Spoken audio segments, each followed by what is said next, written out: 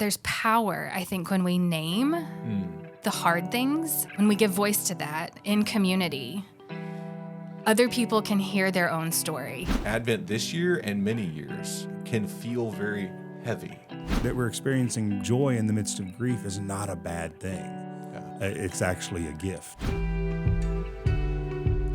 This is Pod Strangely Warmed, a place where we tell the good Methodist story, where we have conversations that invite followers of Jesus to seek after that loving, just, and free world that God imagines for us all, and have a little fun along the way.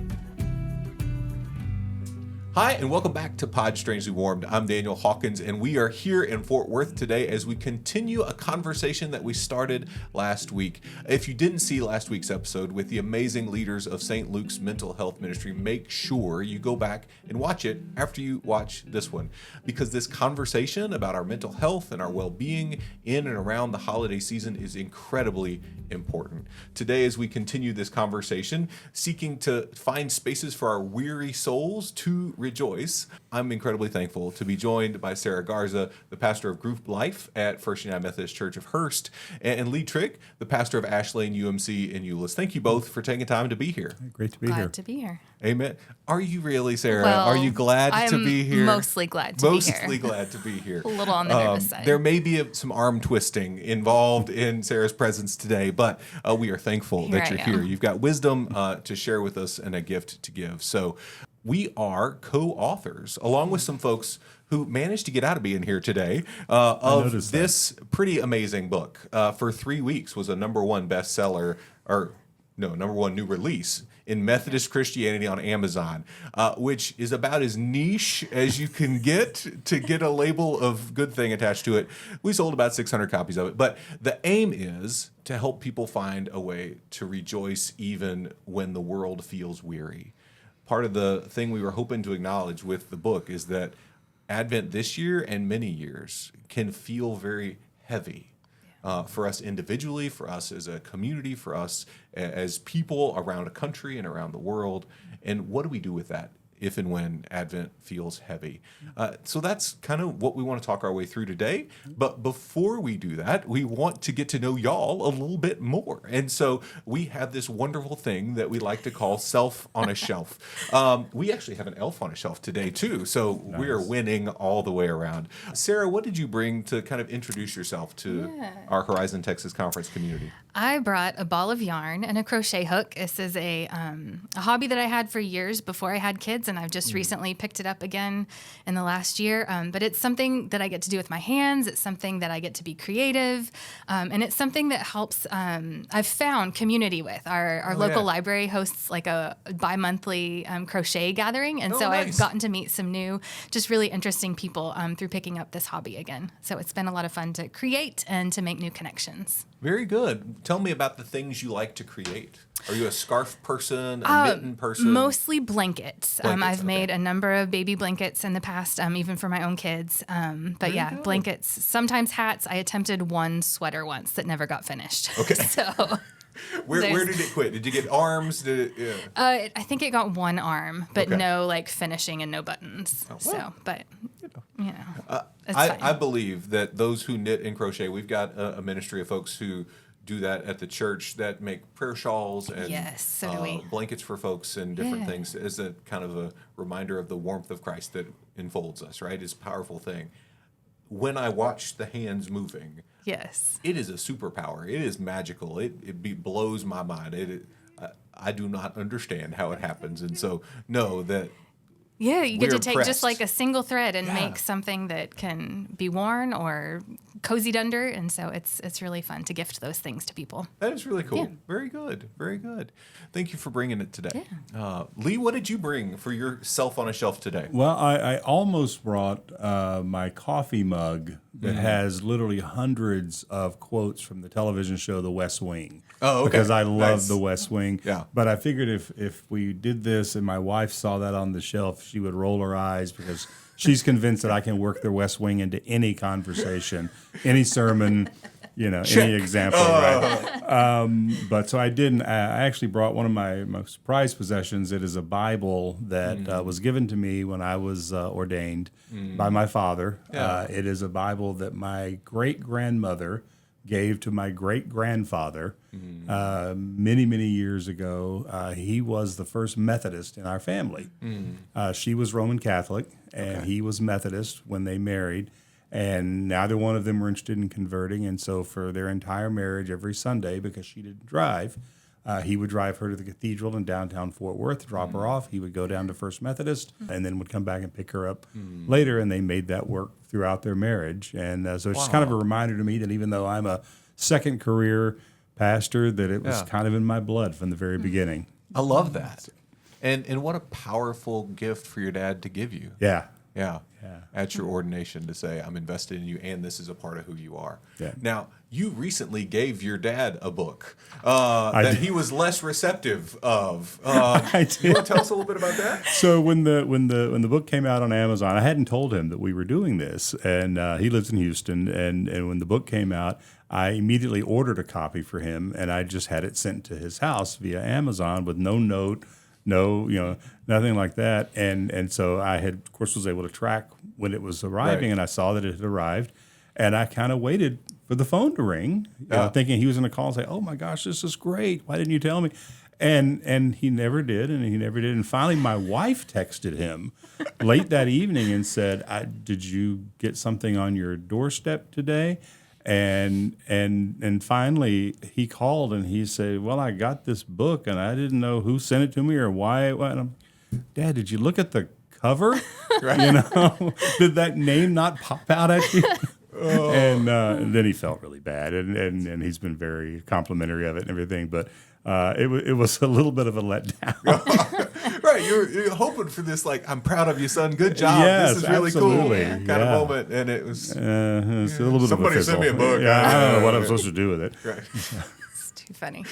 Well, I'm really glad that his gift landed. Yes, it did. Even if yours didn't. Because in the grand scheme of things, the multi-generation family Bible is a much more powerful gift than, as much as we love this, our gift. So, very good. Yeah. I hope in that moment your weary soul found its way to a little bit of rejoicing. I did. And even in the humor of it. I can always draw back to that Bible. I'll keep it open to the chapter in Matthew where we're reminded that God says, "This is my son with whom I am well pleased." And I keep it open to that because when I went on my walk to Emmaus many, many years ago, that was what my dad wrote to me in the note that he sent me. And so I keep it open to that passage. I love that. Cool. What a powerful gift. Family can be a gift in many seasons of our life. It can be an especially important gift in seasons like Advent, as we make our way toward Christmas. Holidays are filled with meaning and history, and often that's a gift, but that can sometimes be the piece that makes something especially hard if we're in a season of transition, a season of change, a season of loss or grief. As we came together as a community, this book was put together by 5 pastors from 4 different churches across Hurst, Euless, and Bedford. 6 pastors across 4 churches in Hurst, Euless, and Bedford, seeking to help us name a reality that many in our communities are experiencing, not just this Advent season, but many Advent seasons.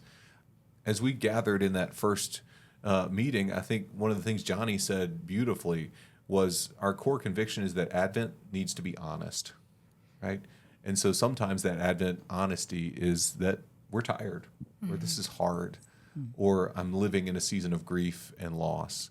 As you heard that, and as you encountered that, and kind of bring to each of your sections of this book that idea of, I want to begin from a place of honesty so that we might find honest hope or honest joy or honest peace in the midst of this season.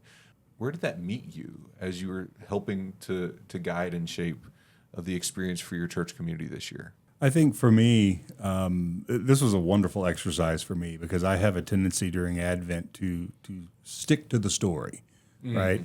To walk through, from Zachariah and Elizabeth to Mary to Joseph and all the characters in the story and their part in it. And certainly a lot of them have struggle and challenges through the story.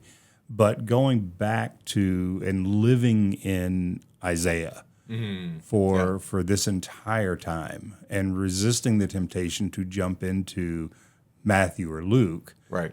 Into the story was really a great reminder to me and a great context to really view this season in the context of the struggle that Isaiah is writing about. Yeah. It's easy to read Isaiah's prophecy of the coming Messiah and how great that's all going to be and say, oh, well, clearly, that sounds a lot Because we like know how the Jesus. story We know ends. how the story Yeah. ends, right? But to go back and to live in that context of what the people who heard Isaiah's words and who initially read Isaiah's words, what they were living and faced with this impending doom that they realized that they were largely responsible for, and that the die had been cast and there was nothing they could do about it, and to somehow still manage to find the hope that Isaiah is trying to convey, even in the midst of that turmoil, was very powerful. It is incredibly powerful. We ended up on Hope Week in preaching in our local Martin community, trying to help us recategorize what hope is, right? And naming it as this stubborn trust that God's future will break into our present, right? And I think that's what we see in Isaiah. And I think that may be what we need or can often experience when things are their hardest, right? That I'm going to believe that tomorrow will be a better day, right? And I'm going to be stubborn in that God wants more for me than this moment of struggle, no matter what the struggle is, right? Whether it's personal, medical, or more community-oriented. What hopes did you have, Sarah, as we were in this formation process for the community that you love and shepherd and care for at First Hurst?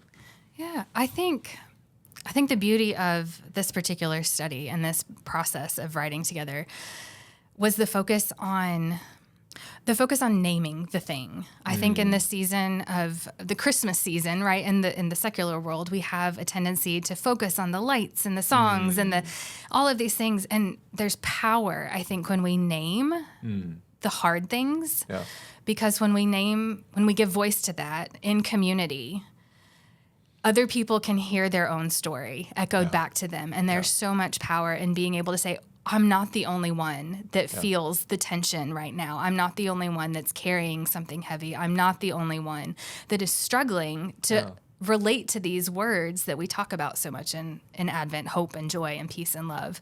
And it helps people really see God's presence in other people because they realize they're not alone in their struggles, whatever those struggles might be. How often are we prone to believe that lie, that I'm the only one who's wrestling with whatever it is? Yeah, right? and the fact that we wrote this as a group study, I know people can read it on their own, but we wrote it as a group study with questions so that people could share together their reflections and their own struggles and connect with other people as they worked through this season, which I think is so valuable. And I think it gave a freedom. I know when we did peace, the second week of Advent, when we talk about peace and we go back and we read Isaiah's words about the lion laying down with the lamb and brother coming to the table with brother and former enemies and whatnot, it gave the freedom, at least for me as a pastor, to ask the question, where is this peace in our world today? And it sounds great, but let's be honest. It doesn't feel, I'm not seeing this peace. And so let's explore that together. When something feels unattainable in today's environment, that it really is something we can still achieve and seek after and experience. Right. I think there was power in that honesty to be able to say, I'm not feeling that peace right now. Well, and whether that peace is individual or communal, right? One of the things I love about Isaiah's vision of peace is that it's this holistic healing and making well idea, right? Because you got lion laying down with lamb, you got wolf and goat. I mean, you've got all of that. And then you've got the piece at the end that makes all the parents in the room just kind of clinch up a little bit, right? Snakes. The snakes and the toddlers. Right? We're going to let the toddlers reach their hand down the serpent's den. No. Not. I don't care what kind of, right? But that vision, that's a callback, right? To Genesis 1. And the moment after Adam and Eve are kicked out of the garden and God says that snake that tricked you, y'all will be adversaries forever, right? And there's this, Isaiah's vision of the coming of peace is not just moments where we're free of conflict, although we long for that, right? It's not just moments of calm when the busy season dissipates and we can just go, it's this restoration of wholeness and well-being that takes us back to the core of who we are. Does that make and how powerful is that? But also where, we can quickly name, where are we not experiencing the peace that is calm, right? Right. Where are we not experiencing the peace, where are our swords still swords rather than been turning into plowshares, right? Where are spears still spears rather than pruning hooks? But also, where do we long for this whole restoration and healing, right? This place where what feels impossible can become possible. Right? And where do we find our way into participating in that and not just waiting for it? Right. Yeah. Honesty, I think, is one of the things, and it came up last week on the podcast when we were talking about mental health in the holiday season, right? Being able to just name in real talk our experience, right? Whether it's in community or one-on-one, there is power in that. Because this is a season in particular where culturally, it's a season where the light that, I think first had its origins in Christ, right? The light that's supposed to remind us of Christ has turned into the glitter cannon that just whooshes all over everything, right? And if you're not feeling woo, well, you better figure out a way to fake it because that's what we're all going to do. We've kind of bought into this social contract. We've unintentionally signed this thing that says everyone will be happy clappy and everybody will get along. And well, that's not life, right? That's not life on a nation by nation scale. That's not life within our family systems. Often there is real struggle. And when we name that, we can also see and name, I think, with real honesty, the hope and the real joy and the moments where things are really, really good, right? But those almost feel lessened if we're not honest about the hard. Does that make sense? Yeah. In the first week of the book, I tell an extended story about the Christmas from hell, right? And when I went to preach it, I said, I'm lucky enough to have the Christmas from hell personal and church edition, right? And framed that, but and mostly it was a framing mechanism that I thought at first was going to be humorous and help people enter into it. But as you described, Sarah, that level of, I'm going to just lay out here 2 seasons where even the preacher, or especially the preacher, felt it really, really hard. Yeah. Gave people freedom to name, I had this moment. I experienced this moment. And this year, this is the thing that is particularly challenging and hard. And naming it doesn't fix it, but it does take it out into the open so that light can shine on it. As y'all have been a part of conversations in this season, in this space where we're naming our weariness, but finding our way to rejoicing, what are some things that y'all have experienced that are helpful in making that pivot? So we start with honesty, we start with this naming activity, but what else could be helpful for folks who are trying to find their way toward honesty and joy in this season? I think that, as I was telling Sarah before we started, we lost a longtime patriarch of the church yesterday. And not unexpected, but still very hard. And we're looking at his service probably late next week, around the time that the rest of his family was already planning to gather for their family Christmas celebration. Yeah. And to me, that is just sort of the epitome of what we're talking about in this study, in this series, is that intersection, that tension between joy and even grief, right? How to, the families coming together, grieving a loss, but at the same time pulled inextricably to celebrate a life and a life lived well. And when we encounter that tension all the time, and this is a season I think that really brings that to the forefront, and gives us permission, says it's okay. That tension is okay.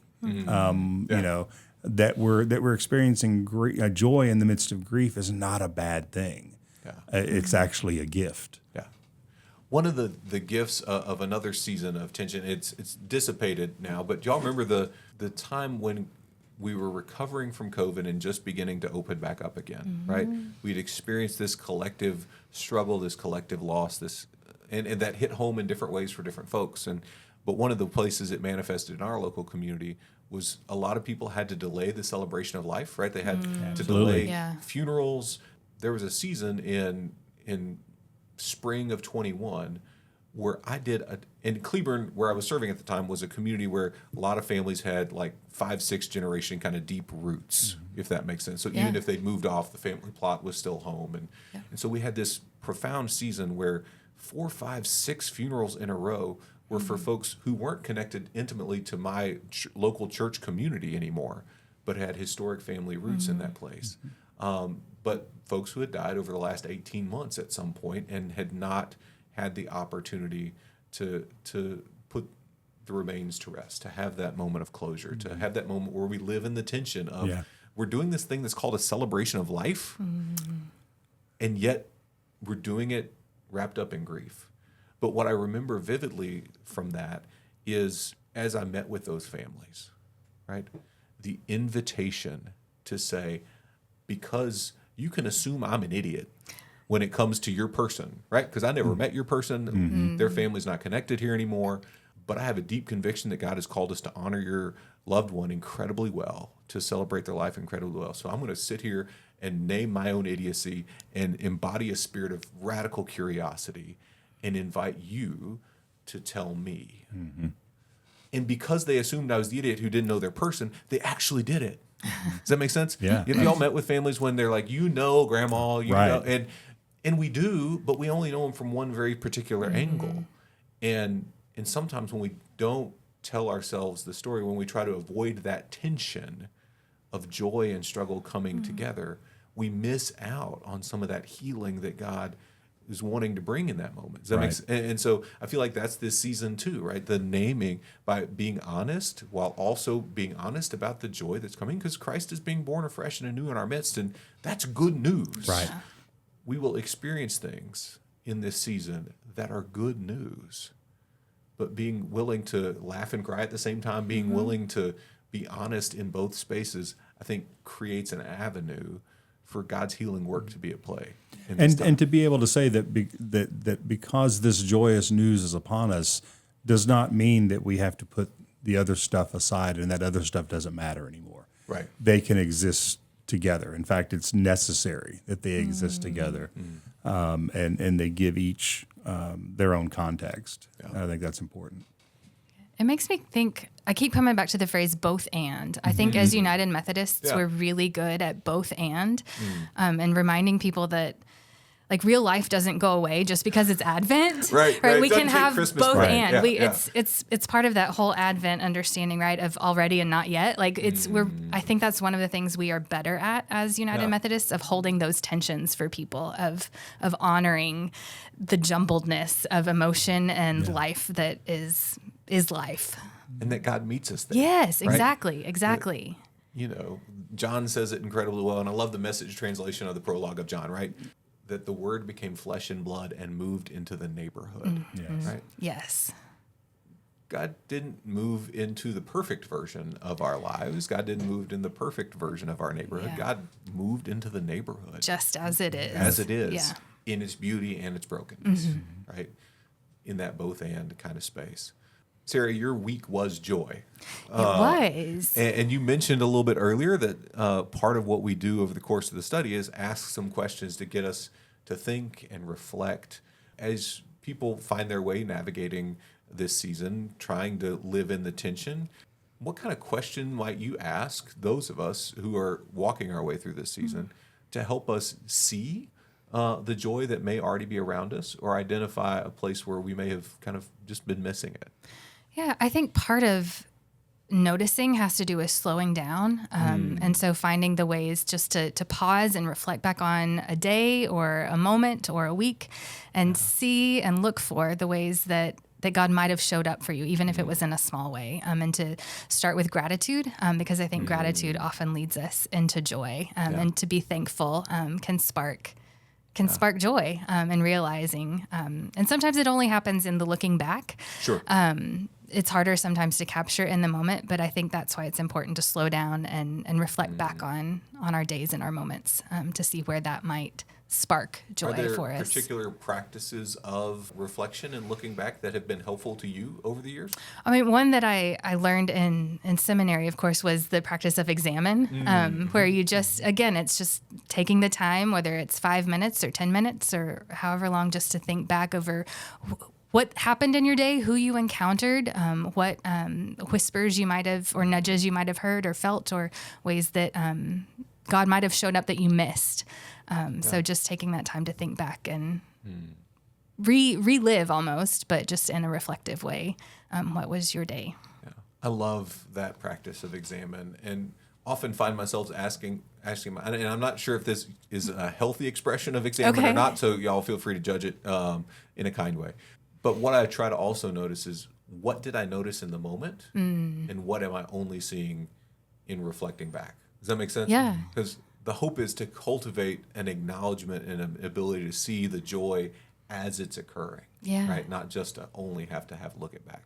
But it's like a muscle you have to exercise, right? The more you practice kind of the reflective work, the more likely I think you are to notice things in the moment. I've heard of, there's gratitude journals, but I have, there's a lady in our church who also talked about writing a blessings journal. Oh, nice. She keeps track of writing down things that she makes herself write down. I think it's like 5 things a day that she found as a blessing in that day. So I love that idea of writing it down because, there's something tangible about when it moves from our brain to our hand to the paper, it sinks in a different way, right? And you can go back and look at it later. You've got those reminders to self in future days of, what did I experience and how was God present in the midst of it? Lee, you had the joy of writing about Christmas Eve. I did. And that movement into Christmas Day and that kind of moment of anticipation. What invitation would you give folks as they think about experiencing Christmas this year? Yeah. Well, first of all, when I was assigned Christmas Eve, I thought, hey, this is great, right? I've got the easy part, right? We all know this story. I don't even have to do any research or anything. But after living in Isaiah, I found myself out in the field with the shepherds in all of their Jewishness, in all of their ancestry, waiting for all of these years for the Messiah. And for the first time, I really reflected on what they heard when the angel made its pronouncement.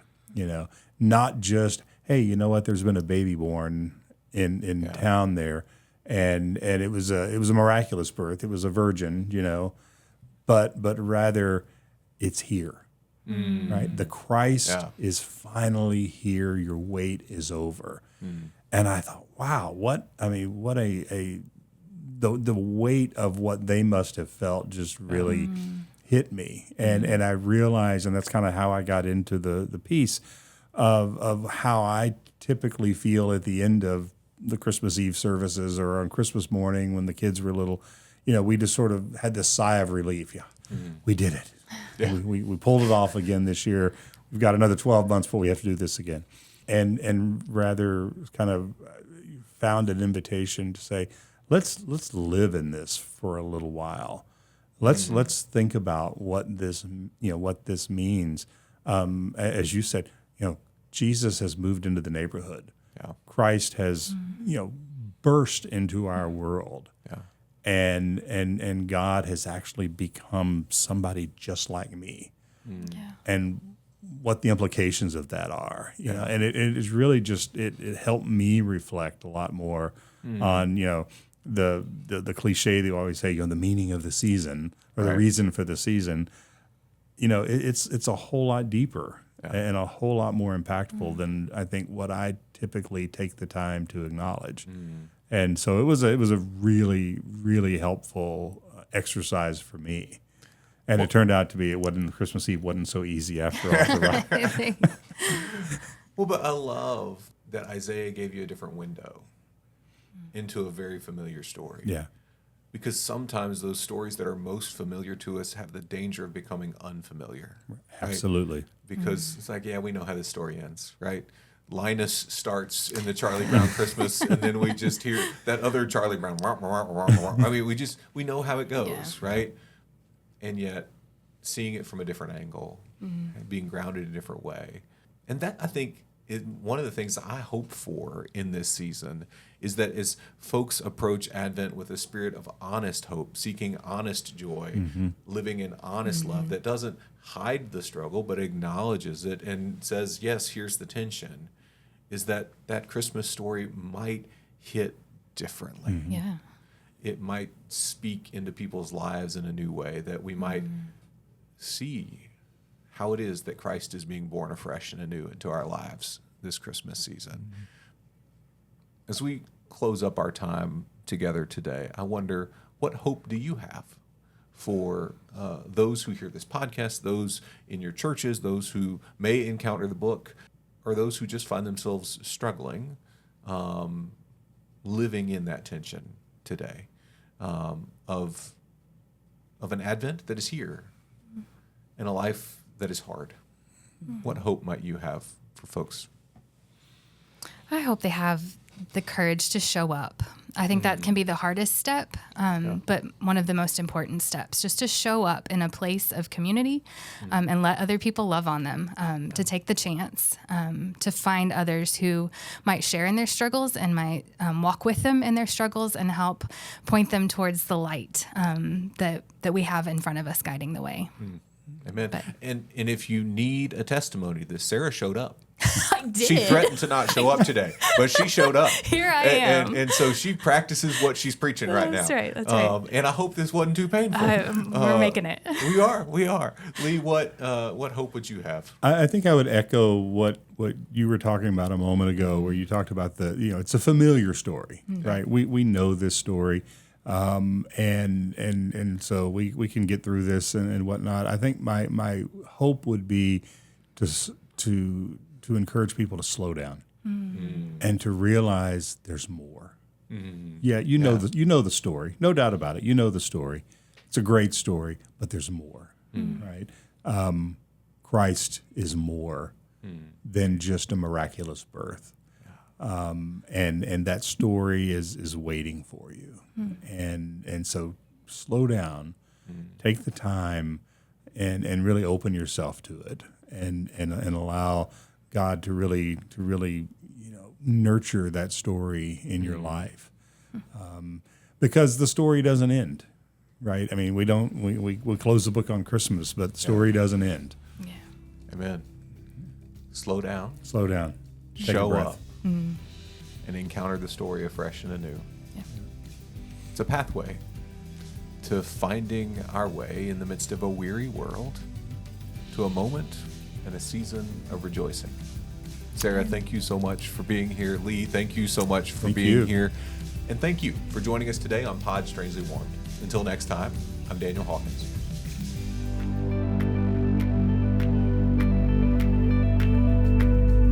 This has been Pod Strangely Warmed. If you enjoyed our conversation today, know that you can find us anywhere you find podcasts. On Spotify, Apple Podcast, YouTube, any and all the places, we are there. So if you want to continue the good United Methodist conversation that you've been a part of today, find us, like us, rate us, review us, and share with a friend so that the good news that is happening right here in our own midst can amplify even more.